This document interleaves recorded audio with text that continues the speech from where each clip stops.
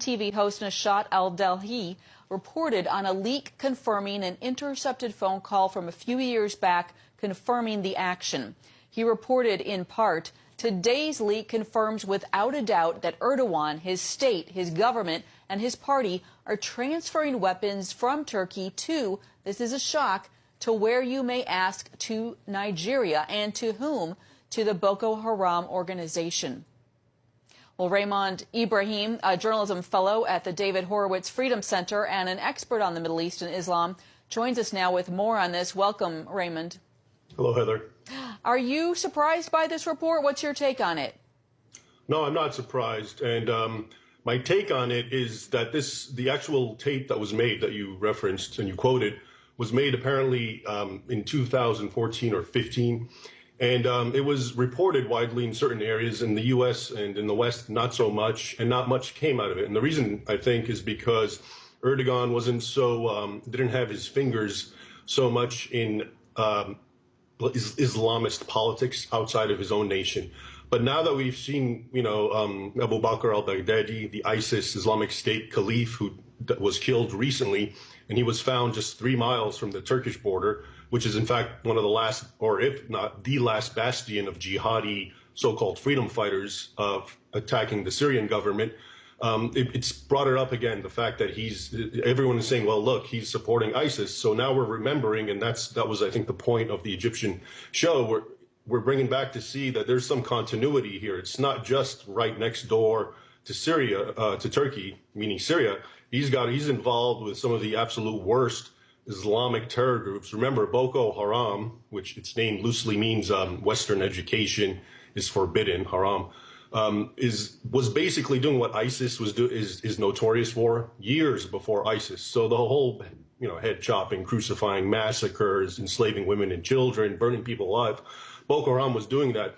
And one of the things that international observers have been noticing, especially increasingly, is that their armaments, their weapons, are very sophisticated. And it's even spilled into the Fulani tribesmen in Nigeria and in other parts in Africa. For example, I'm sure you know, Burkina Faso, also in Western Africa, attacks on Christians have become horrific. Just in the last few months, there have been so many killed, and always in the context of checking out if they're wearing crosses, if they can say the Islamic Creed or not, and then being butchered and so forth. And those tribesmen, the Fulani, who are essentially living almost on a primitive scale, appear with very advanced weaponry. Well, that's really interesting, which would kind of seem to perhaps give more weight to this idea that perhaps Turkey is collaborating with Boko Haram. What would the benefit be to Turkey of collaborating with Boko Haram? Well, there's several theories. One is Erdogan basically is an ardent Islamist, and he is supporting and behind any Islamist movement in any country. He's the Muslim Brotherhood in Egypt. He was allied with Qatar of Al Jazeera as his ally.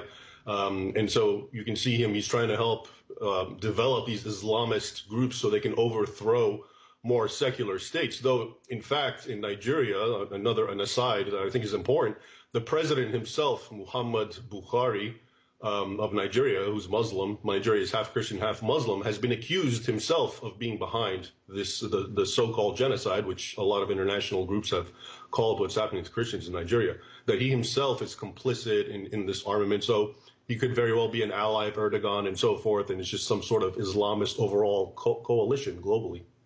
I want to ask you, the President Trump, of course, met with the President of Turkey yesterday. Do you think he's aware of these kind of ties to terrorism? And what are your thoughts on that meeting yesterday?